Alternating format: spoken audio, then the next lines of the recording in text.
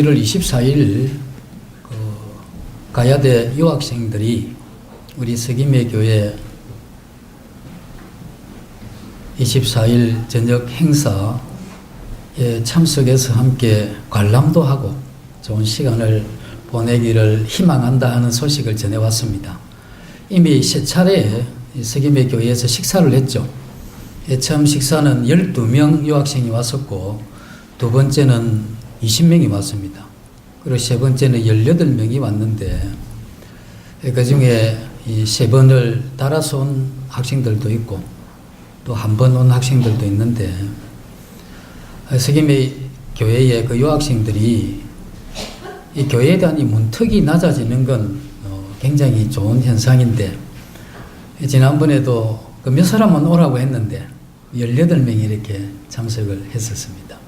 그래서 이번에는 이제 방학이 되고 고향으로 돌아가고 남은 그런 이제 학생들 가운데 오게 될 건데, 오게 되면 타국 땅에 와서 그들이 외롭고 학생이라 할지라도 여러 가지 이러한 어려움이 있는데 우리 성도님들이 따뜻한 이런 사랑으로 이렇게 대해 주시면 좋겠습니다. 저희들이 오랫동안 김해 지역에는 아시는 대로 외국인 근로자들이 굉장히 많습니다. 몇 년 전 통계로는 이 전국에 안산이 최고로 외국인이 많고, 그 다음에 김해 두 번째로 많습니다. 김해 원래 시내에 이렇게 가시면 아시겠지만 외국인 거리도 있고, 거기 가면 낮에는 한국 사람보다 주일 일요일 가면 외국인들이 더 많은 것 같아요. 이제 이미 외국인들이 그곳에 장사도 하고 이렇게 하는 걸 보면 굉장히 이 김해 지역에 외국인이 많은데, 우리 김해 교회가 오랫동안 외국인이 복음 전하는 것에 대해서 부담을 많이 가졌죠. 그래서 한때 10여 년 전에는 외국인들 몇 명이 구원받고 한동안 생활하다가 돌아간 적도 있고 한데, 저희들이 이런 저희들의 이 마음의 부담, 이런 부분들에 대해서 하나님이 이렇게 은혜를 베푸셔서 복음을 전할 수 있는 길을 여신다 이 생각이 듭니다. 그리고 제가 1월 18일부터 해서 27일 열흘간 중국 하얼빈 금토일 집회하고, 그 다음 이 중경에 화수목 이렇게 집회를 하고, 또 청도에 금토일 이렇게 해서 일요일 저녁에 이렇게 들어오게 되는데, 10일간 세계교회에 이렇게 방문해서 하나님이란 말씀을 전하게 되겠습니다. 제가 연달아 세 차례 중국을 3년 동안 가게 되는데, 처음에 갔을 때는 교회에 대한 주제를 주면서 교제를 부탁해 왔고, 두 번째 갈 때는 이 가정생활, 그리고 이번에 갈 때는 제자의 삶에 대해서 이렇게 부탁을 했습니다. 그저기 가게 되면 보통 한 3시간에서 최소한 7시간 정도의 말씀을 준비해 가게 되고, 거의 특별한 일이 없으면 그 열흘 중에서 한 6, 7일 이상은 또 말씀을 전해야 되고, 토일 같은 경우에는 2차례 정도 이렇게 전하게 되죠.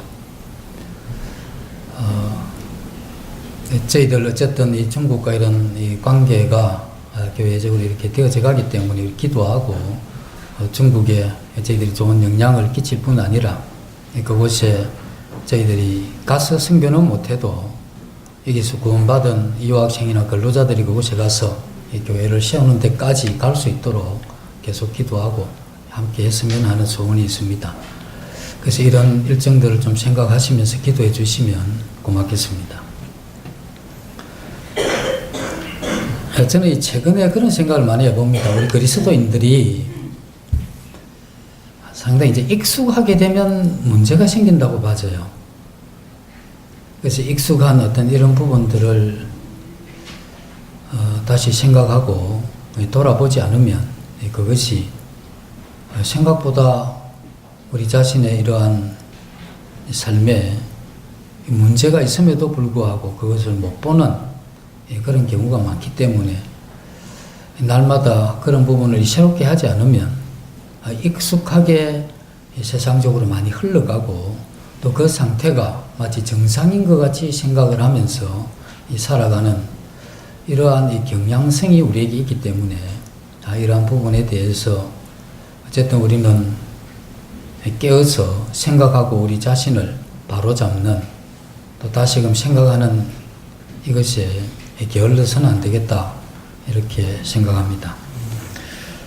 오늘도 이 말씀을 이렇게 교제를 하면서 함께 내 자신이 이런 부분에 어떤 이 부분이 익숙함으로 인해서 잘못되어 있는가 하는 이런 부분을 교제를 함께 이렇게 나누면서 생각을 해보시면 좋겠습니다. 오늘 고린도후서 11장입니다.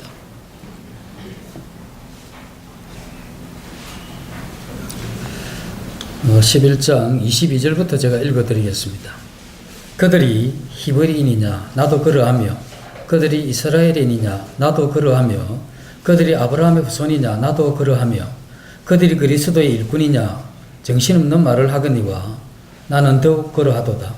내가 수고를 넘치도록 하고 옥에 갇히기도 더 많이 하고 매도 수없이 맞고 여러 번 죽을 뻔하였으니 유대인들에게 40에서 하나 감한매를 5번 맞았으며 3번 태장으로 맞고 1번 돌로 맞고 3번 파선하고 일주야를 깊은 바다에서 지냈으며 여러 번 여행하면서 강의 위험과 강도의 위험과 동족의 위험과 이방인의 위험과 시내의 위험과 광야의 위험과 바다의 위험과 거짓 형제 중의 위험을 당하고 또 수고하며 애쓰고 여러 번 자지 못하고 줄이며 목마르고 여러 번 굶고 춥고 헐벗었노라.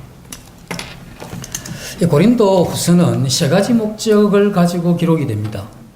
하나는 고린도 교회가 사도는 사도가 아니다, 바울은 사도가 아니다 하는 이러한 의심을 퍼뜨리게 되죠.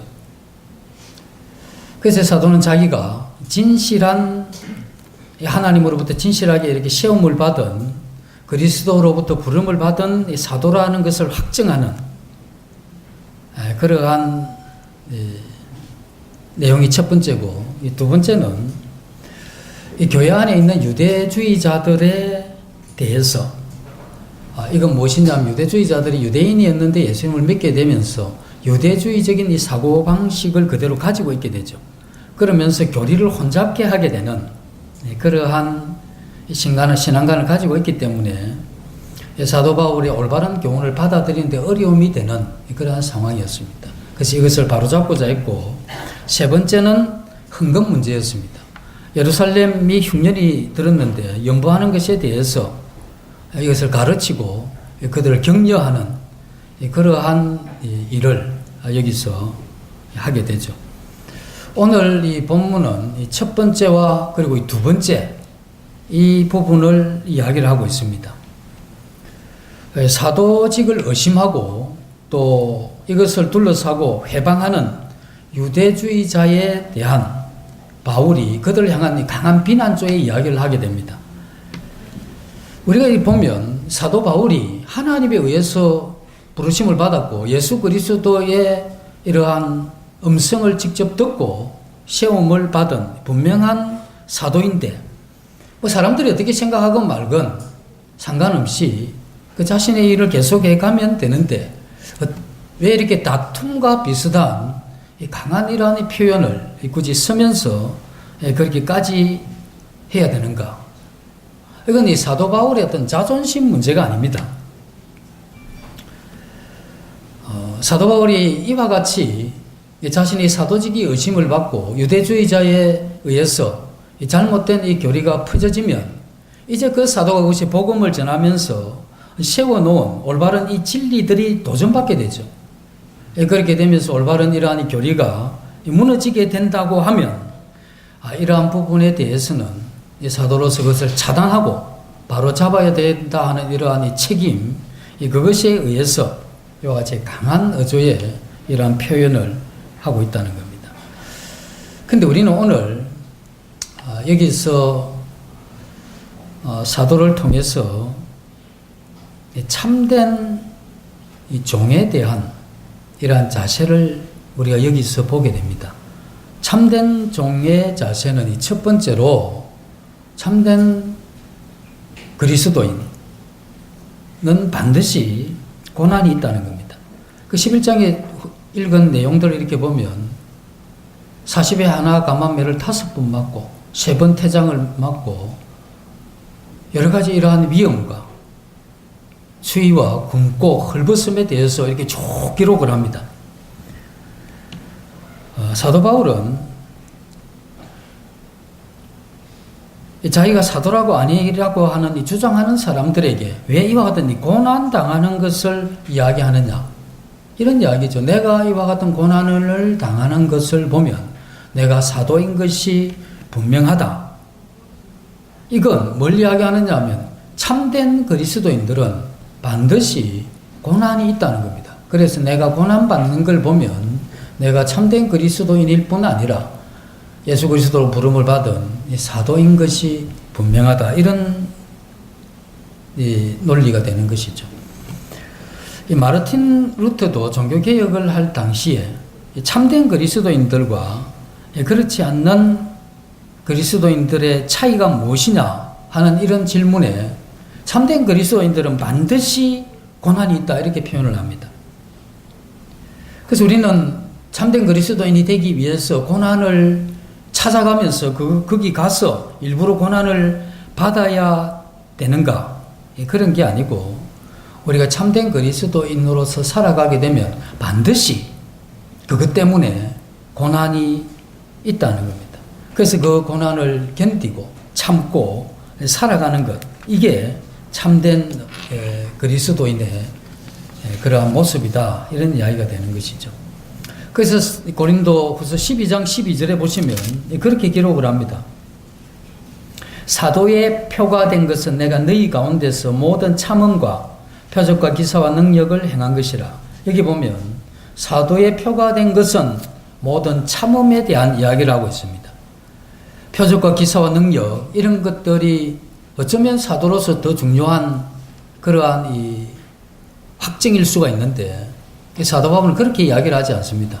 뭐라고 이야기하느냐 하면 자기가 오래 참은 것, 무엇에 대해서 자기가 받는 이 고난에 대해서 오래 참음, 그것이 참된 사도다. 내가 참된 사도가 아니라고 하면 그렇게 고난을 받을 필요가 없고 그 고난에 대해서 참을 필요도 없을 것이다, 이렇게 이야기를 하죠. 그래서 12장 12절은 어떤 결론적인 이야기입니다. 그러나 그런 결론적인 이야기를 하기 전에 11장에서 자기가 긴 세월 동안 당해온 고난의 흔적들을 기록하고 있는데 이게 그거죠. 이 고난의 흔적, 이건 사도 바울의 그 일대기와 같은 겁니다. 그 전생에는 이러한 이 고난이 점철된, 계속해서 이어졌던 그러한 생애죠. 그럼 우리는 생각할 때 이것은 특별히 선교로 부르심을 받은 사람이거나 자기 일생을 하나님께 드린 사람들에게만 이와 같은 고난이 있는 것이 아닙니까? 했을 때 그렇지 않다 하는 겁니다. 우리가 만약에 거듭난 하나님의 자녀고 참된 그리스도인의 이러한 이 삶의 길을 가는 사람은 반드시 이런 고난이 있다고 하는 겁니다. 우리는 그리스도인의 이러한 양면을 보게 되는데 그 한 면은 하나님의 자녀의 이러한 모습입니다. 나같이 쓸모없는 자를, 기끌 같은 이러한 자를, 죄 많은 이러한 인간을 구원하신 그런 하나님 앞에 감사하는 마음을 가지고 일평생 섬기며 살아야 되겠다 하는 그런 마음을 가지죠. 그래서 감사하는 자녀가 된 그런 측면이 있는가 하면 그 감사로 하나님 앞에 일평생 섬겨야 되겠다 하는 이것은 어떤 면에서 이 종의 그러한 자세입니다. 그래서 그리스도인은 하나님의 자녀로서의 이러한 누림도 있지만 또 한편으로는 이 종으로서 일생 섬기는 그러한 면, 이 양면을 다 가지고 있는 것입니다. 우리가 이 양면을 제대로 이렇게 잘 적용하는 이런 것이 필요하죠. 이 성경은 하나님의 자녀의 다양한 면들을 이야기를 해주고 있습니다. 어떤 데는 주님은 우리를 향해서 그렇게 이야기하죠. 너희는 나의 친구다, 이렇게 이야기를 합니다. 그런데 우리도 주님은 나의 친구입니다 이러면 안 되죠. 예? 아니, 주님이 너희가 나의 친구다 이렇게 하기 때문에 나도 주님 내 친구 아닙니까? 이렇게 하면 그 말이 되는 것 같아 보이는데 말이 안 되는 이야기죠. 주님이 너는 나의 친구라고 했을 때 그건 친밀한 관계의 어떤 탁월한 면을 생각하면서 너희는 나의 친구다 이 이야기를 한 거지. 그걸 이 해석을 그렇게 해서 나 뭐 주님의 친구라고나 할까 이렇게 표현하시면 그건 성경에서 이야기하는 이 적용에 문제가 있는 것입니다. 언제든지 주님이 우리의 친밀한 어떤 친구의 관계를 이야기를 할 때 우리는 그 부분을 들으면서 그걸 잘 적용하는 것 이게 필요하죠. 주님은 또 어떤 면에서 우리를 그리스도의 후사라 하죠. 유업을 함께 이을 자로 그런 측면에서는 우리를 후사라 하는 이러한 표현을 합니다. 그 성경에서 보면 우리에 대한 이러한 표현은 무엇을 겨냥한 표현인가 하는 그것을 정확하게 파악을 하게 될 때 그것에 대해서 우리가 올바른 적용을 하게 되죠. 예를 들면, 자, 우리의 교회에서 뭐 이렇게 뭐 특히 이제 시설을 이렇게 하다 보면 어떤 부분에 이렇게 돈이 좀 듭니다. 돈이 좀 드는데 그게 뭐 한 10만 원 내외 이래 드는 겁니다. 그래서 이제 그걸 청구를 하려고 하니까 아니 뭐 내 돈이 주님의 돈인데 이거 뭐 이것까지 굳이 청구해서 되겠느냐. 그래서 내가 그냥 이걸 헌신하는 걸로 하겠다. 이러면 그건 좀 말이 좀 되어 보이죠. 근데 그걸로 하면 어떻게 되느냐 하면 일단 교회 돈을 좀 내가 좀 쓰고 뭐 하나님 돈이나 내 돈이나 그 돈이 그 돈이니 뭐 이걸 굳이 뭐 그렇게 돌려주고 마구 할 필요가 있겠는가. 이렇게 하면 어떻게 됩니까? 문제가 되죠. 그래서 이 하나님의 이러한 말씀이 적용되어질 때 그때 우리가 어떻게 적용하느냐 하는 이건 중요한 그런 부분이죠. 구원받은 이후에 우리가 일생을 살면서 우리는 그리스도의 이러한 이 종으로서의 이러한 이 삶이 사실은 우리에게 작정되어져 있는 겁니다. 우리 신분이 하나님의 아들이고 유업을 이을 자고 우리는 영원한 이러한 이 천국에 가서 하나님과 함께 영생을 누릴 그러한 자들이지만 이 땅에 사는 동안에는 그러한 이 종으로서의 삶이 있는 것이죠. 그래서 사도가 그렇게 이야기를 합니다. 예수 그리스도의 종된 나 바울은 그래서 그 종이라 하는 것은 노예를 이야기를 한 거죠. 어떤 권리가 없는 그리고 그 주인의 시키는 대로 자기 어떤 뜻이 주인의 그 명령에 우선할 수 없는 그 주인이 그렇다고 하면 그렇게 해야 되는 그런 이 종이라고 이렇게 표현을 하고 있습니다. 이것이 사도 바울이 가지고 있었던 그 자신에 대한 이 정체성입니다. 그래서 자기는 이 땅에 구원받은 하나님의 자녀로서 감사함도 있지만 이 땅의 삶을 살아갈 때는 종이라고 이렇게 표현을 하죠. 사도 바울이 가졌던 이 정체성이 오늘날 구원받은 성도들이 가져야 될 정체성입니다. 그럼 우리는 하나님 앞에 많은 은혜로 인한 약속을 통해서 주어지는 많은 이러한 복들이 있습니다만 그러나 우리가 하나님 앞에서의 이러한 자세는 종의 자세가 가장 좋습니다. 이러한 이 자세를 가지고 있을 때 우리가 신앙의 이러한 이 목표도 가지게 되고 또 그러한 이 목표를 가진 사람들과 함께 해갈 때 그들을 형제라고 할 때 마음에 그러한 이 통하는 그런 것들을 함께 가지게 되는 것이죠. 우리가 이 신앙을 해가면서 하나님께서 우리에게 주신 그러한 이 목표를 따라 그것을 이루는 이러한 하나님의 종으로서의 이렇게 삶을 보면 거듭난 성도는 첫째는 뭐가 있어야 되느냐 하면 우리는 예수 그리스도 그분의 성품을 닮아가야 될 이러한 책임이 있습니다. 그래서 우리 생애 전체를 통해서 우리는 예수 그리스도 그분이 가지고 계신 그 성향, 그 성품을 우리도 동일하게 그와 같은 성품을 가지도록 전 생애를 투자해야 되죠. 또 하나는 우리가 숨질 때까지 하나님이 주시는 이러한 은혜와 그 능력으로 주님이 우리에게 맡기신 그 일을 해가야 되는 겁니다. 그래서 만약 이 두 가지가 되어지지 않는다고 하면 우리는 그리스도인으로서 별로 중요한 사람이 아닙니다. 중요하지가 않아요. 구원받지 못했다는 게 아니고 그와 같은 일들에 대해서 지속해가지 않고 그런 의식이 없고 그것에 대한 발전이 없고 또 그것에 대한 추구함이 없다고 하면 그 절대 하나님 앞에 중요한 사람이 될 수는 없습니다. 이것이 우리의 삶의 목표고 또 우리가 이루어야 될 내 인생의 참된 꿈이 되어야 된다는 겁니다.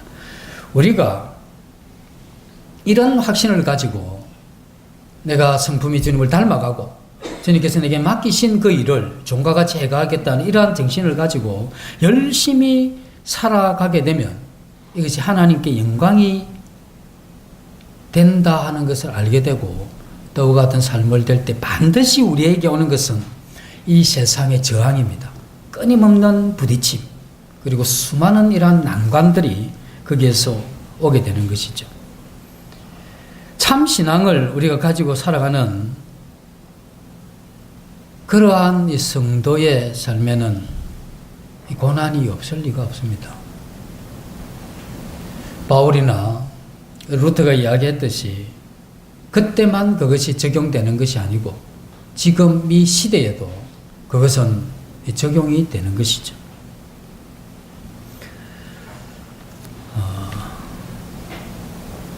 우리는 만약에 내가 그리스도를 닮고 주님이 내게 맡기신 그 일을 해가게 될 때 이 고난을 당하게 되죠. 고난을 당할 때 그 길을 가는 이 성도들이 가진 생각은 이런 생각이 될 수 있습니다. 어떻게 생각되어지느냐 하면 내가 받는 이 환난에 경한 것, 잠시 받는 이 고난은 예수 그리스도께서 이 땅에 내려오신 것 그리고 그의 생애에서 겪었던 그러한 수모와 고난 이것에 비하면 나 고난이라고 말도 할 수 없다. 이런 이 생각을 가지면서 그 고난을 견디면서 이렇게 가는 이것이 거듭난 이 성도가 참된 이 신앙의 길을 가게 될 때 그렇게 되는 것이죠. 우리 그리스도인들은 대개 생각보다 많이 우리가 뿌려놓은 잘못된 씨앗 때문에 겪는 그 결과로 인해서 오는 어려움이 많습니다. 내 삶에 겪는 어려움이 주님의 뜻을 이루고 그분의 성품을 닮아가기 위해서 내 일생을 드리면서 오게 되는 어쩔 수 없는 그 길을 가기 때문에 겪는 어려움이 적으며 내가 잘못 말하고 잘못 행동하고 잘못 태도를 가져서 겪는 그러한 어려움이 훨씬 많다는 겁니다. 우리가 하나님이란 은혜가 충만하게 되면 내가 예수님을 쫓으면서 겪는 그러한 고난을 통해서 겪는 아픔보다 예수 그리스도 그분이 이 땅에서 겪었던 이러한 아픔 이것이 더 끔찍하고 고통스러웠다는 이러한 생각이 참된 길을 가는 사람들에게 동일하게 드는 그러한 내용입니다. 우리는 예수 그리스도이라는 고난을 생각을 하면서 마음에 참으로 그렇게 사셨던 예수 그리스도의 인생이 우리에게 주는 마음의 감동 이런 것이 우리에게 있게 되죠. 그때 우리는 내가 받는 고난은 가벼운 것이고 또 그 고난은 어떤 면에서 주님 때문에 겪는 것이라고 한다면 참으로 큰 특권이구나 하는 생각을 가지게 되면서 자신이 고난의 길을 계속 가는 것 이게 참된 그리스도인이 가지는 그러한 특성이죠. 이 순교에 대한 많은 기록이 있습니다. 우리나라에도 이제 36년 동안 그러한 압박을 받으면서 많은 그리스도인들이 교파가 다르고 신앙에 이러한 성향이 다양했지만 그들이 당하면서 감옥에서 그들의 교제 가운데 공통적인 이러한 합의가 있었는데 그 합의가 이런 겁니다. 예수 그리스도께서 나를 위해서 고난을 당하셨으니 이제 내가 그분을 위해서 고난을 당하는 것이 합당하다 하는 이게 그때 당시 고난을 당했던 사람들이 가졌던 공통적인 그러한 생각이었습니다. 참된 그리스도인들은 반드시 고난이 그들의 생애에 있을 수밖에 없다는 겁니다. 그 사도 바울은 40에 하나 감한 매를 5번 맞았다. 그리고 수없이 많은 이러한 위험, 이러한 어려움, 이것을 겪으면서 살았다. 춥고 헐벗고 배고프고 자지 못하고 강도의 위험과 동족의 위험과 이런 가운데 자기가 살아왔다 이런 이야기를 하면서 그런 고난 속에서 어떤 아름다움을 발견했다는 게 아닙니다. 그 고난은 그냥 고난입니다. 어렵고 힘들고 아프고 고통스러울 뿐이죠. 그건. 근데 이와 같은 고난을 이야기했던 건 사도 바울이 내가 참된 사도였기 때문에 이와 같은 고난을 당한다. 예수 그리스도의 십자가의 그 고난과 그 아픔을 보면서 나는 마음의 감화를 받았고, 그래서 나는 그분이 이 땅에 가지셨을 때 품었던 그 생각을 따라 살다 보니까 내가 이와 같은 고난을 받은 것이다. 그리고 이 고난에 대해서 내가 참은 것, 이것 봐라. 내 사도 아니냐. 이런 이야기를 하게 되는 것이죠. 우리도 이 땅에 살면서 많이 고난들 당하시죠. 참 어렵고 힘들고 또 잠이 안 올 때도 있고 염려 때문에 깊은 한숨이 나올 때도 있고 또 몸이 아플 때도 있고 관계가 깨어질 때도 있고 또 참 욕심을 못 채워서 불편할 때도 있고 또 사촌이 땅을 사면 배도 아프고 뭐 그런 적도 있잖아요. 어쨌든 이런저런 과정을 통해서 우리가 힘들 때가 있는데 우리가 겪는 어려움과 고통 이것이 전부 우리에게 도움이 되느냐 해서 그렇지가 않습니다.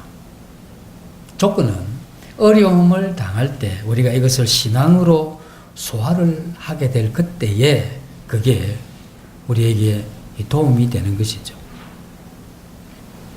아무리 사람이 고생을 많이 하고 어려움을 많이 당하며 또 상처를 많이 받았다 할지라도 이것이 신앙 속에서 그가 소화되지 않으면 어떤 사람이 되느냐 하면 신앙이 변절합니다.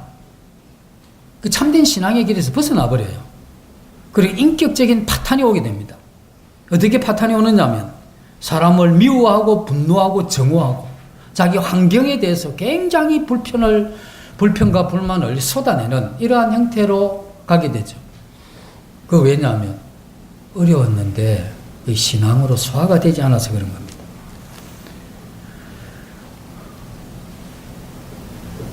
제가 들은 이야기인데 사실인지는 모르겠습니다. 어떤 교회에 어려움이 굉장히 많았습니다. 그래서 어떤 이 성도가 주일날 예배가 끝나고 난 이후에 앞으로 또벅또벅 들어와서 하는 말이 내가 꼭 드릴 말이 있습니다. 잠시 들어주십시오 해놓고 윗옷을 벗고 일본 사무라이들이 자살할 때 활복 자살하죠. 이런 형태로 자살을 한 겁니다. 교회 안에서.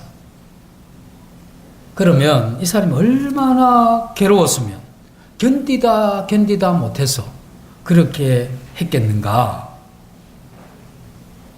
그건 이 성경에서 이야기하는 고난이 아닙니다.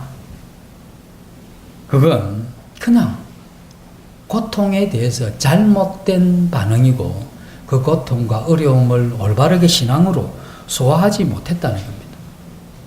신앙으로 소화하는 그런 중요한 부분이 뭐냐면 인내입니다. 오래 참는 것. 사도 바울이 사실 자기에 대해서 이야기할 때, 내 사도다 이야기를 할 때 훨씬 효과적인 게 뭐냐면 이적을 봐라, 또 표적을 봐라, 기사를 봐라. 이게 아무나 하는 거냐. 하나님의 부르심이 있는 이러한 사도, 나 사도 외에 이렇게 할 수 있는 사람이 흔치가 않다. 이러한 이적을 보면 나 사도라는 것이 증명되는 것이 아니냐 이렇게 이야기하면 훨씬 좋을 것 같은데 사도 바울이 자기가 사도인 증거를 그렇게 이야기를 안 합니다. 먼저 뭘 넣느냐면 오래 참은 것을 넣죠. 오래 참는 것을 이야기하기 전에 11장에서 자기 고난의 이러한 종류와 고통의 이러한 일들을 열거하는 이것이 먼저 나오게 되죠. 사도 바울이 이와 같은 고난을 오래 참고 인내했는데 그와 같이 오래 참고 인내할 수 있었던 힘이 어디서 나오겠습니까? 사도 바울이 고린도 교회 교인들을 사랑했기 때문에 오래 참았겠습니까? 그렇지가 않습니다. 그러면 자기가 이루어야 될 일에 대한 이 치열한 이 성취욕 때문에 그걸 참았겠습니까? 그것도 아닙니다. 사도 바울이 오래 참았던 것은 자기를 사랑한 예수 그리스도에 대한 사랑과 그분에게 드려야 될 이 충성, 이것 때문에 그가 이것을 감당했다는 겁니다. 우리가 어려움이 왔을 때 우리의 신앙이 변절되는 이유는, 우리는 이유를 많이 찾지만 실제 가장 중요한 이유가 뭐냐면, 나를 사랑한 그분에 대한 반응으로 내가 하나님을 사랑하고 그 사랑함 때문에 내 생애를 그분 앞에 충성해야 되겠다는 이러한 마음이 없기 때문에 어느 정도 참다가, 너도 참고 나도 참는 그때까지는 참다가 지나면 다 무너져 버려요.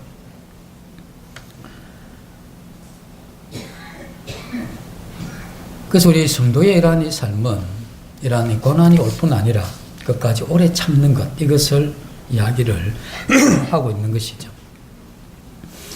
우리는 이 땅에 예수 그리스도를 믿고 난 이후에 하나님께서 우리를 어디에 세워두셨든지, 또 어떠한 일을, 그 종류가 어떠하든지, 그 일의 크기가 크든 적든 그것이 중요한 게 아니고 그 일을 맡기신 분이 주님이시다 하는, 이게 중요한 일이죠.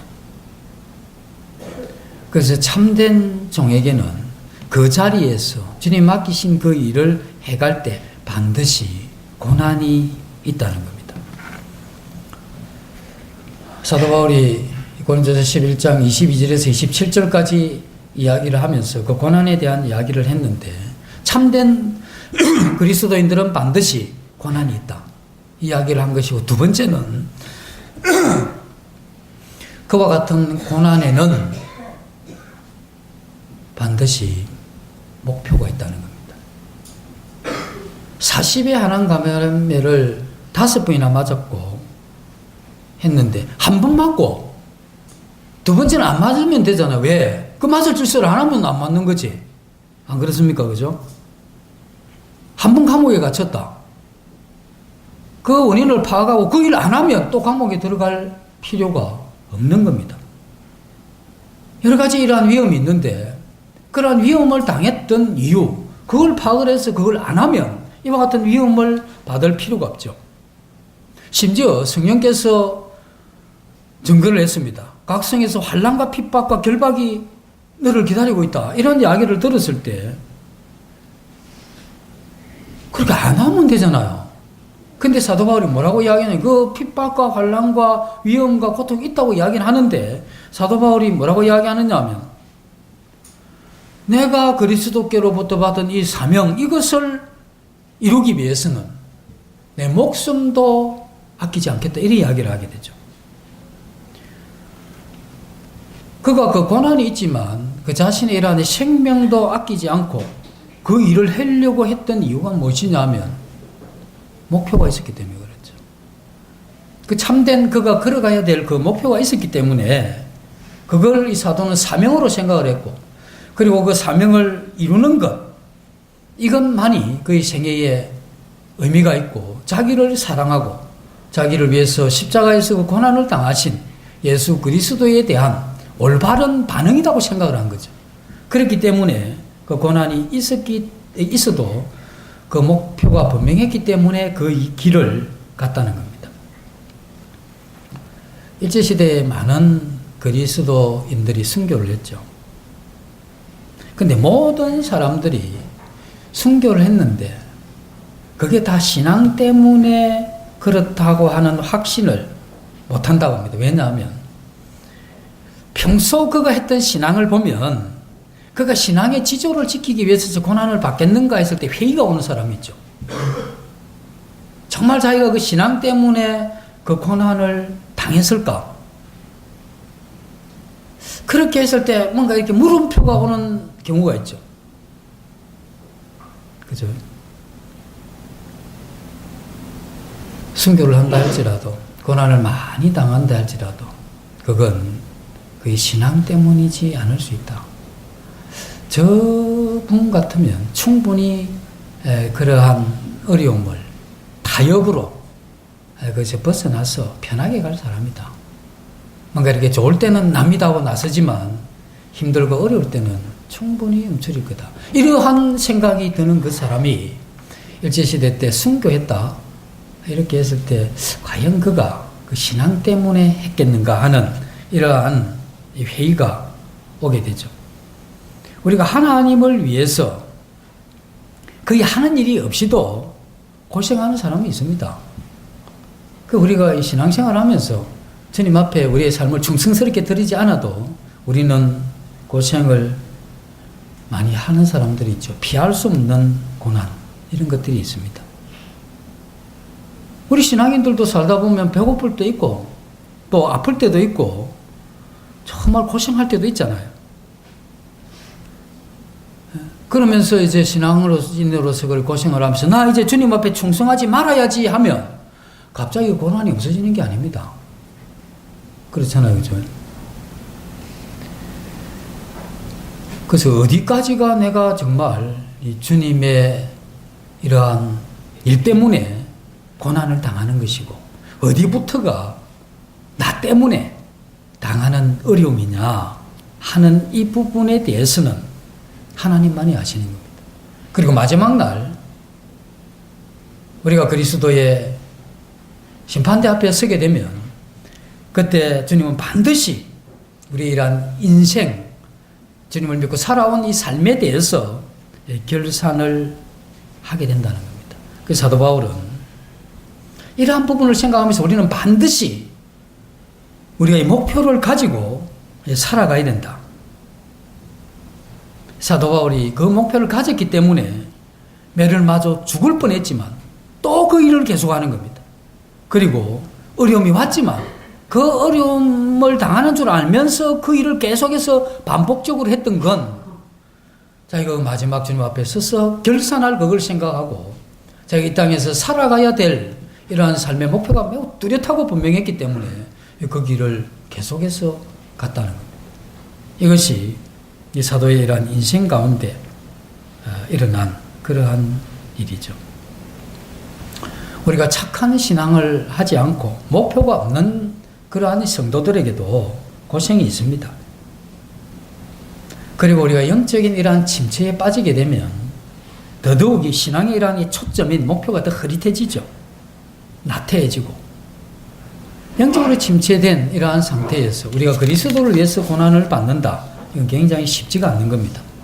그러면 우리가 영적인 부분에 침체하고 우리가 어려움을 당할 때 그럼 그때는 덜 괴로우냐? 그렇지가 않습니다. 우리가 목표를 가지고 주님 안에서 주님 앞에 올바른 이러한 반응을 하면서 그 참된 신앙인의 길을 갈 때 겪는 어려움과 또 하나는 신앙이 침체해서 내 잘못 때문에 받는 이러한 어려움, 어느 게 더 힘든 것 같겠습니까? 내 잘못 때문에 받는 어려움이 훨씬 고통스럽습니다. 주님 때문에 받으면 주님 앞에 한번 통곡이라도 하고 구하죠. 나 때문에 내가 어려움을 당하면 주님 앞에 가면 너 고쳐라 하잖아요. 주님 앞에 나 정말 주님 앞에 살고 싶은데 힘 좀 주세요. 이렇게 이야기하기도 힘들잖아. 왜? 주님 때문에 당한 고통이 아닌데 그때 어려울 때 가서 주님, 물론 그래라도 불러야 되지만 근데 그게 고통이 참된 그리스도인으로서 주님을 사랑하고 주님 앞에 충성하는 마음으로 살다 보니까 어쩔 수 없이 받는 그러한 이 고난, 그 고통이 커도 그 소망이 있잖아요. 그리고 우리는 그때 그 가운데 이 사도의 고린도서 11장이나 12장 고백을 보면 이게 막 마음에 감동이 확 젖어 들어옵니다. 이러한 이 고난, 그걸 기대한 것이죠. 그러면 오늘날 그리스도인들이 왜 이런 고난이 없습니까? 우리의 이러한 이 생애를 살펴볼 때 사도 바울이 당한 고난은 고사하고 좀 고난스럽다 하는 흉내도 낸 것이 별로 없는 이게 왜 이렇습니까? 이 질문이 우리에게 필요하잖아요. 그 질문에 대한 답은 간단합니다. 그건 주님 앞에 살아야 될 참된 신앙의 목표가 없어서 그렇습니다. 이러한 이 목표가 분명하고 그 목표를 이루기 위해서 우리의 삶이 치열해지면 뭘 발견하느냐 하면 이것 때문에 저항을 발견합니다. 자기 일 때문에 열심히 살아보신 분 있죠? 예? 자기 일 때문에 열심히 살아보면 그것 이루어 가려고 하면 굉장히 저항이 많습니다. 그 저항이 없게 하려면 어떻게 해요? 되는 것도 없고 안 되는 것도 없고 하는 것도 없고 안 하는 것도 없고 어슬렁 가면 별로 안 어려워요. 단지 되는 게 없어서 그렇지. 그러나 이걸 이루기 위해서 전력 투구하게 되면 100% 저항이 있습니다. 안 그렇습니까? 잘 모르시겠으면 인생을 전력을 다해서 한번 살아보시면 계속 부딪힙니다. 저항이 있어요. 그래서 이런 목표가 없기 때문에 우리는 그것을 향해서 치열하게 가고자 하는 것도 없고 그렇게 살아가는 삶이 없기 때문에 우리에게 고난도 미비하다 하는 것이죠. 우리는 주님 안에서 발견한 일이 있는 겁니다. 우리는 그 일 때문에 살아있는 것이고 또 그 일 때문에 나를 오늘 여기에 세워놓았다는 거예요. 그래서 한 인간으로 한 그리스도인이 되게 해서 하나님께서 맡기신 그 일, 그걸 이 땅에서 치열하게 이루어 가도록 해놓은 겁니다. 아무리 평화로운 시대에도 그것을 치열하게 이루어 갈 때는 힘듭니다. 옛날에 60년대, 70년대 먹고 사는 게 힘들었죠. 먹고 살기 위해서 살아가면 굉장히 힘듭니다. 육체도 힘들고 일자리도 생겼다 말았다니까 힘들고 그 다음에 조금 벌어놨는데 이걸 뭐 며칠 안 가면 없어지고 또 벌어야 되고 하는 이런 굉장히 어려움이 있죠. 먹고 살기 위해서. 지금도 그리스도인의 일을 이루려고 하면 많은 이러한 이 저항들이 우리에게 있다는 겁니다. 한 신자가 주님께서 맡기신 이 일을 내가 이루기 전에는 내가 눈을 감을 수 없다. 에? 이런 사람은 반드시 이 땅을 살아가면서 예수 그리스도 그분을 마음에서 경험합니다. 우리가 살아가면서 간증시간을 좀 늘립시다 하면 아이고 할 게 별로 없죠. 뭘 어떻게 이야기하려고 하니까. 그런데 치열하게 이렇게 살아가면 할 말이 많습니다. 그러면 우리가 모여서 교제할 때 내가 주님 앞에 주님이 내게 맡기신 이 일을 이루기 위해서 치열하게 살다 보니까 이런저런 저항이 있었다. 내 저항 이거 굉장하다 이거 이렇게 이야기했는데 저쪽에 하는 형제가 하는 말이 그건 내 앞에서 이야기하지 마라. 그 번데기 앞에 주름 잡는 거다. 내가 당한 저항은 너는 이만하면 난 이렇게 큰 저항이다. 뭐 이러면서 뭐 이야기하면서 서로 이런 주님 앞에 경험했던 이런 아름다운 교제로 이렇게 꽃을 피우는 이런 교제가 되어야 되죠. 언제적에 해보셨습니까? 그런 교제. 그런 교제 우리에게 있느냐는 거죠. 내게 그러한 감정이 있느냐는 거죠. 우리가 매일 주님 앞에 질문해야 될 부분들이 제가 가끔 말씀을 드렸습니다만 주님이 오늘 제게 이렇게 오셔서 얘야 내가 네게 선물을 주고 싶다. 네가 정말 원하는 거 있으면 하나만 이야기해라. 그럼 내가 그거 들어주마. 이래 이야기를 오늘 하면 주님 갑자기 그렇게 이야기를 하시면 됩니까? 저녁에 다시 이야기합시다. 이러면 그 뭐가 없느냐 하면 분명한 목표가 없는 사람들입니다. 지금 만약에 제가 이렇게 주님 대신해서 질문을 한다고 하면 그거 이겁니다. 이런 게 있어야 되죠. 어떤 집에 불이 났는데 뭐 부부가 애들 데리고 나왔는데 갑자기 나오다 황급하게 나오다 보니까 막내 아들이 자고 있는 걸 두고 왔어. 근데 불은 이제 이게 뭐 번져가고 119 소방대원이 와서 하는 말이 저 안에 어떤 게 제일 중요합니까? 그걸 건져내 오겠습니다. 이랬을 때 뭐 고민하고 조금 생각해 봅시다. 이래 하겠습니까? 막내 아들 자고 있으니까 좀 데리고 나와달라고. 왜냐하면 굉장히 중요하잖아요. 그래서 주님이 내게 오늘 너 하나 소원 들어주고 싶다. 이야기 한번 해보렴 이러면 주님 이거 좀 해주십시오. 이게 뭐냐면 이 삶의 목표죠. 그 사도 바울은 그게 굉장히 강했습니다. 그의 생애를 거기 걸었고 그의 삶의 의미를 거기서 찾았고 고난과 또 목숨이 위험이 오고 또 설사 이것 때문에 죽는다 해도 자기는 이 목표를 향해서 이 사명을 이루기 위해서 그 길을 쭉 갔던 그러한 사람이죠. 만약에 우리가 그런 목표가 없는 사람이라면 이미 우리 인생에 참된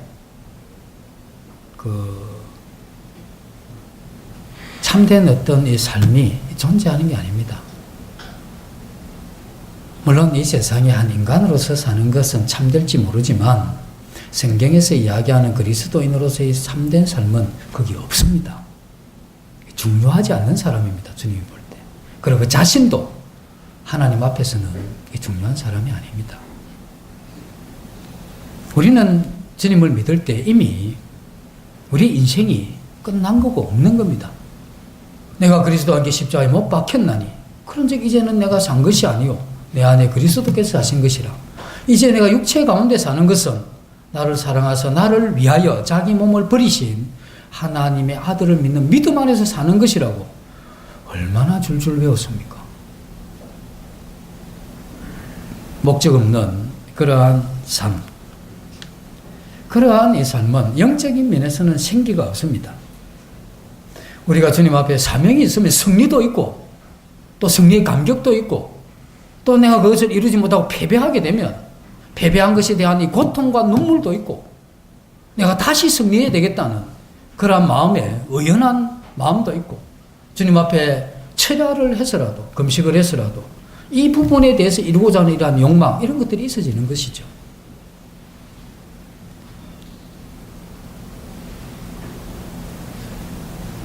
그 사도 바울이 40에 하나 감한 매를 맞고 태장을 맞기도 하고 위험을 당하고 또 많은 이러한 어려움을 겪으면서 그 길을 간 이유가 무엇이냐면 그는 단순하게 예수 그리스도의 삶을 흉내낸 사람이 아닙니다. 그는 주님이 가지셨던 그 마음을 가졌고 그렇기 때문에 주님이 이 땅에 내려오셔서 지셨던 그 십자가의 이러한 이 삶 이것의 의미가 매우 명확했고 또 그와 같은 그 길을 이 사도 바울이 동일하게 가려고 했기 때문에 겪게 된 어려움이죠. 그래서 그 마음 이게 우리에게 있느냐 하는 것입니다. 그래서 사도 바울은 그렇게 이야기를 하죠. 주님 만났을 때 주님이 그렇게 이야기했습니다. 내가 너를 사도로 삼았는데 이것은 이미 네게 일어난 일과 또 앞으로 일어날 일에 대해서 내가 너를 증인과 사안으로 삼겠다. 이렇게 이야기를 한 것이죠. 그래서 그는 많은 사람들이 따뜻하고 행복하고 춤추는 그러한 때도 그는 굶주리고 추운 그러한 삶을 살아갔던 겁니다. 모든 사람이 평안할 그때도 자기는 위기를 느끼면서 하나님 앞에 살아갔던 것이죠. 그러면서 그의 마음 가운데 티끌 같은 나를, 벌레 같은 나를 위해서 십자가에 돌아가신 예수 그리스도의 그와 같은 은혜를 생각하면 또 그 고난을 생각하면 내가 겪는 어려움 아무것도 아니다. 이거 내놓을 만한 게 아니다. 이러한 생각을 가지죠. 사도 바울이 자기의 고난에 대해서 이야기를 쭉 풀어놓는 건 고린도 후서에서 처음으로 일을 하게 됩니다. 자랑하기 위해서가 아니죠. 만약에 사도 바울이 자기를 자랑하려고 하면 이런 식으로 자랑해서는 안 되죠. 내 사도인데 나 세 차례의 이러한 이 전도 여행을 통해서 나를 통해서 세워진 교회를 보라. 내 온 생애를 다해서 그 교회가 바로 가도록 하기 위해서 내가 내 인생을 드렸다. 뭐 이렇게 이야기를 해야 안 되겠습니까? 그 수없이 많은 문제를 해결해 왔고 또 그리고 내 탁월한 이러한 주님이 주신 이러한 논리와 지능과 그리고 하나님의 계시를 받아서 신약 성경에 내가 반을 기록한 사람 아니냐? 나 뭐 그런 사람이라고나 할까? 이렇게 정도 자랑을 해야 되는 거지. 내가 배고프고 얻어맞고 죽을 뻔하고 그러니까 내 인간 아닙니다. 이렇게 자랑이 되는 게 아니잖아요. 그걸 이야기했던 건 사도다 하는 이걸 표현했던 것이죠. 그래서 우리가 다시 한번 우리 마음 가운데 너 정말 소원이 뭐냐? 이걸 물으면 주님 나 소원은 이겁니다. 이건 있습니까? 그리고 그것 이루기 위해서 내가 가능하다면 어떤 형태로든 나는 그걸 이루어가고 싶다 하는 그런 마음이 어떤 그런 게 있습니까? 할만하고 여건되고 뭐 평화로울 때는 뭐 그걸 하지만 조금 힘들고 마음이 연장고 하면 막 접고 싶은 거야. 하나씩 다 접어버리고 자기 인생으로 가는 겁니다. 그런 사람 별로 중요한 사람이 아닙니다. 사도는 그 목표를 가졌기 때문에 그러한 이 저항이 있었음에도 불구하고 그 길을 꾸준하게 그렇게 갔던 그러한 사람이죠. 오늘 일제시대에 너무 이야기를 말하는데 그 독립군들이 있죠. 독립군들이 많이 죽었잖아요. 그래서 이제 유공자 이렇게 해서 참 혜택을 많이 줘야 되죠. 독립운동을 하면서 영웅처럼 죽어간 사람들이 있는데 이 사람 앞에 예수님 오셔서 야 너 소원이 뭐냐 이렇게 물으면 뭐라고 하겠습니까? 하나님 내가 죽었어도 내가 눈을 감지 않고 이 땅의 조국의 독립을 보고 싶습니다. 이리 이야기할 거 아닙니까? 너 한 가지 소원을 이야기해라. 이 조국의 독립입니다. 이 이야기를 했다고 그 사람들한테 하나님이 하나 소원을 이야기해라고 하면 이게 정말 사명감을 가진 그러한 사람이죠. 우리는 더 하나님께서 중요한 이 세상의 복음화를 위해서 우리에게 그 일을 주셨고 이 자리에 우리에게 자원을 주시면서 세워놨는데 너 소원이 뭐냐 이랬을 때 우물쭈물해버리면 우리의 목적이 굉장히 흐릿한 그러한 상태가 되는 것이죠. 그래서 우리는 고난을 당할 때 그러한 이 고난 속에는 분명하게 목표가 있기 때문에 그렇습니다. 그래서 그 목표는 우리 생명을 걸고 이루어가야 될 그러한 목표죠. 지금 그런 사람이 있습니까? 지금도 그런 사람이 있습니다. 아니 이렇게 자유롭고 평화로운데 그런 사람이 있습니까? 있습니다.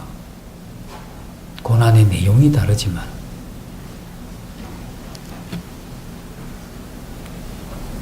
우리는 경제가 좋아지면 예수 그리스도를 믿고 그 목표를 이루기 위한 고난이 사라진다 이야기를 하는데 그렇지 않습니다. 그러면 우리가 제대로 신앙하려면 돈 전부 가난한 사람한테 다 주면 신앙 굉장히 좋아지겠네, 그죠? 뭐 주님 위해서 살고 죽는다면서 좀 확 주워버리고 가난하게 한번 살아보시죠. 그럼 신앙 좋아진다면서. 왜 그렇게 생각하면서 악착같이 돈을 벌고 모으십니까? 그럼 다 줘버려야지. 우리 신앙이 죽고 살고는 사람이라고 하면 부자가 되면 신앙 안 좋아지고 가난하면 신앙 좋아진다. 그게 그런 게 아닙니다. 우리가 부유하거나 가난하거나 그때 무엇이 그걸 만드느냐 하면 인간 마음에 있는 이 부패성이 우리가 부유할 때 우리 신앙을 타락시키는 것이지 가난하고 고통이 많다고 해서 정결해지는 게 아니다는 겁니다. 신앙이 없는 사람이 가난해지면 더 범죄할 수 있습니다.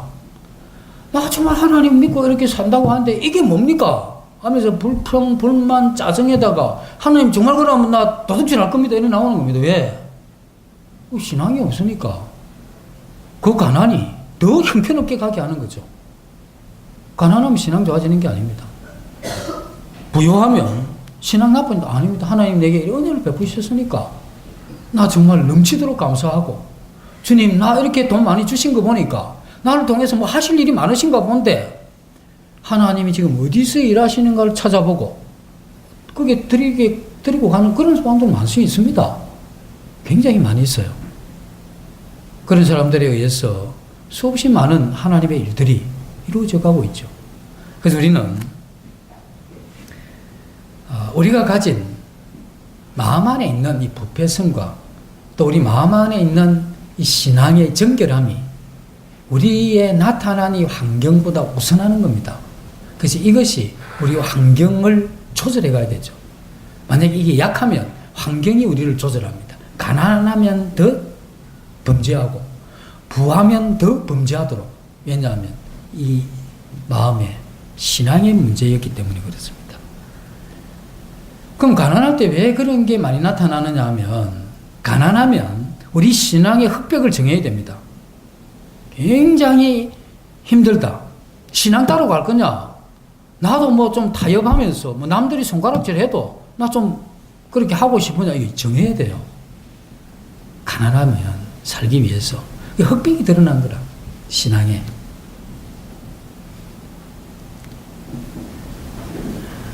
지금 시대도 이 사명을 따라 이렇게 살아가게 되면 만만치 않는 어려움이 이 땅에 있습니다.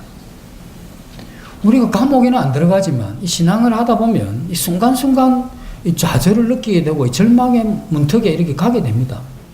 먹고 사는 문제가 아니고 이 중요한 시점에서 이 중요한 일을 이루어 가야 되는데 이게 안 되는 거야. 예? 그럼 굉장히 좌절스럽고, 왜냐하면 그게 내 삶에 이루어야 될 굉장히 중요한 일이고 그건 내 생명과 같은 일인데 안 된다 이거지 그게. 예? 그러면 자기 자신에게 분노하면서 자기 자신의 연약함에 대해서 하나님 앞에 통곡하고 은혜를 구하는 이런 어떤 이 아픔이, 고통이 있게 되어 있는 것입니다. 어느 시대든 간에 환경을 통해서 그 환경 때문에 참된 신자가 되고 또 잘못된 거짓 신자가 된 이런 적은 한 번도 없습니다. 환경은 배를 띄우는 물에 불과했고 그 위에 띄워져 있는 것은 자기 자신의 신앙, 그 마음이었다는 것이죠. 우리가 아무리 평탄한 시대에 산다 할지라도 남들이 웃고 즐거워할 때 어렵고 고통스러워하는 사람이 있습니다. 다 편안한 길을 그렇게 가도 주님 생각하면서 이 어려운 그 길을 가는 사람들이 있습니다. 그리고 그렇게 사명을 따라 살아가는 그 사람의 상급은 하늘나라에 있는 것이죠.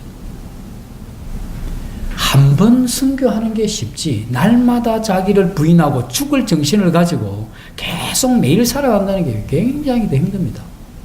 한 번 딱 죽으면 끝나는 거잖아요. 크게 주님 앞에 기도 한번 하고 성령 충만해서 한번 딱 끝내면 되는데 오늘은 그렇게 했는데 또 내일 되면 이게 또 안 되잖아요. 그 안 되는 그걸 되게 하려고 하는 이 속는 반복. 얼마나 힘듭니까?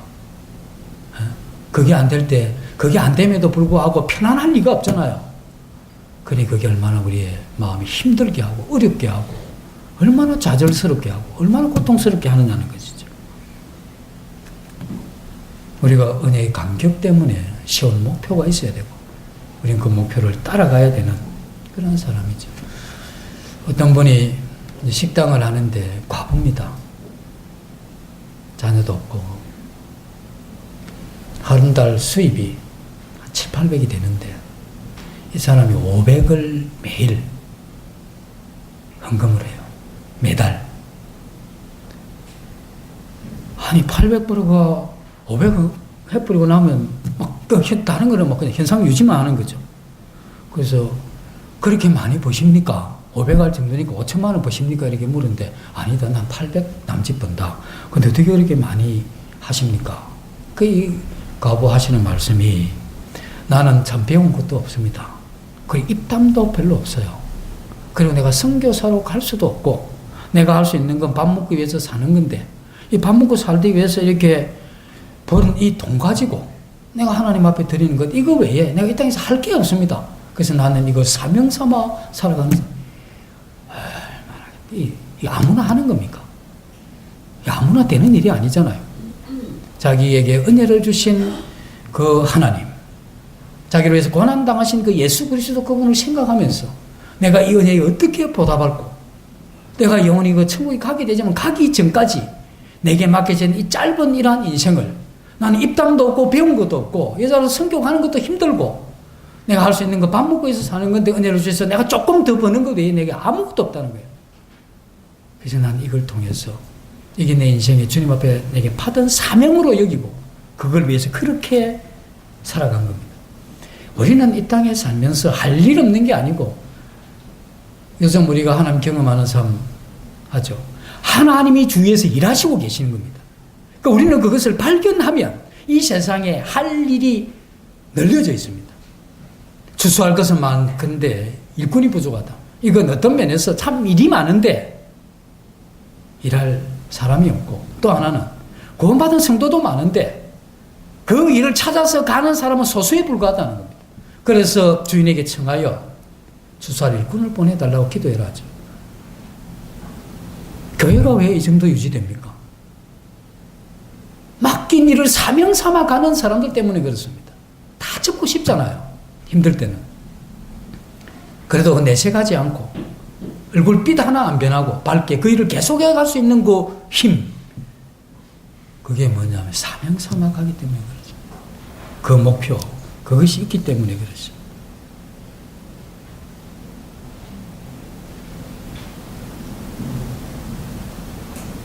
우리도 이 주님의 이러한 마음을 가지고 이 세상의 목자 이런 양과 같은 이 세상을 우리가 보면서 주님이 그 양들을 향해 민망히 여기시고 가슴 아파하셨던 마음으로 우리도 동일한 마음을 가지고 그렇게 사명의 길을 가는 것, 이게 우리에게 필요하죠. 우리는 주님께로부터 많은 사랑을 받았습니다. 그리고 그걸 가볍게 생각해서는 안 되는 것이죠. 그리고 그 사랑 안에 주님이 우리를 부르신 그러한 뜻이 있죠. 우리는 그 뜻을 발견하면서 그걸 우리의 사명이라고 받아들였고, 우리는 그 일을 향해서 가는 것, 이게 가치 있는 삶이고, 또 이것은 내가 이 땅에 살면서 참으로 섬길 수 있는 기회요. 잃어버려서 특권입니다. 이건 빼앗겨서는 안 되는 것이죠. 그래서 나를 이 자리에 세웠는데 내가 그 일을 하면 이걸 대신할 사람이 없는 그러한 일들이 있어요. 근데 해야 되는 거예요. 그걸 하지 않게 되면 너도 무너지고 나도 무너지고 함께 무너져가는 거죠. 우리가 은혜를 받고 정말 주님 앞에 감사하게 되면 시간이 부족합니다. 해야 될 것들은 늘려져 있는데 저것도 하지 않으니 내가 져야 될 짐 같고, 이것도 아무도 하지 않으니까 내가 해야 될 짐 같고, 그럼 내가 져야 될 수밖에 없는 또 짐도 있고, 이러다 보니까 내게 많은 이러한 이 짐들을 감당을 해야 되겠는데 시간이 부족하고 또 능력이 부족하고 자원이 부족한, 그래서 우리는 함께 서로 그 짐을 져가야 되는, 이것이 우리에게 주어진 그러한 삶의 형태죠. 우리가 어떻게 살아야 하느냐? 우리에게 은혜를 주신 건 그 은혜를 따라서 우리가 해야 될 그 일을 노예같이 하면서 가야 될 그 일이 우리에게 있는 것이죠. 우리는 그 일을 이루기 위해서 잘 인내해야 되고, 끝까지 우리가 그 길을 가게 되면 주님이 이러한 부분에 대한 상급을 약속을 하셨죠. 주님이 이 땅에 오셔서 고난당하시고 부활성천하신 이후에 구속의 사역을 다 이룬 영광 가운데 이미 들어가셨는데, 이사야서에 보면 주님이 이미 이룰 것을 확신하면서 그렇게 이야기를 하죠. 그가 이미 이룬 이 일을 만족히 여기시며, 이런 이야기를 합니다. 그가 자기가 이룬 그 일을 보면서 만족히 여기는, 우리가 언젠가는 주님 앞에 가게 될 건데 이 땅에 살면서 우리가 했던 그 일을 보면서, 우리가 그 이룬 그 일, 했던 그 사명, 그 목표를 향해서 살았던 이 삶을 보면서 정말 그 종이, 그 노예가 그곳에서 그것을 보면서 만족히 여길 그것이 있는가? 잘 먹고 쉬고 놀았던 이건 우리 육체의 시험과 함께 완전히 사라질 것들입니다. 우리가 욕심을 따라 산 그날들은 주님 앞에 가게 되면 그것 때문에 우리가 주님 앞에 참으로 부끄러워해야 될 그 순간이 되는 겁니다. 지금은 내가 욕심 때문에 그렇게 살았지만 그건 주님 앞에 굉장히 부끄러운 그때 가면 다시 어떻게 돌이킬 수 없는 이 마음에 참담한 그러한 우리의 아픔이 되는 것이죠. 그러나 우리가 주님 위에 살다가 겪은 고통, 또 사명 때문에 피할 수 없었던 갈등, 그리고 이를 이루다 보니까 어쩔 수 없이 받았던 원망, 그리고 깨뜨려진 이러한 관계, 그리스도를 진실하게 사랑했고 또 사랑했기 때문에 그 길을 갔던 그 주님이 아니면 얼마든지 잘 지냈을 수 있었던 사람이죠.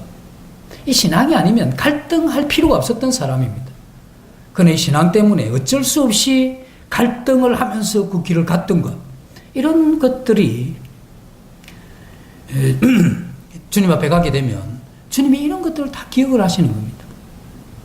그래서 우리가 맡겨진 이 일을 다 이루기 위해서 우리가 즐거움을 버렸고 우리에게 수없이 많은 기회가 왔지만 더 중요한 이것 이루기 위해서 그 기회마저도 잃어버렸던 사람들, 그리고 사명을 따라 고난을 당했던 그 사람들이 복이 있습니다. 왜냐하면 그곳에 가면 하나님이 그들을 기억하시기 때문에 그것이 굉장히 복된 그런 삶이다 하는 것입니다. 잠시 기도하고 마치도록 하겠습니다. 아버지 하나님,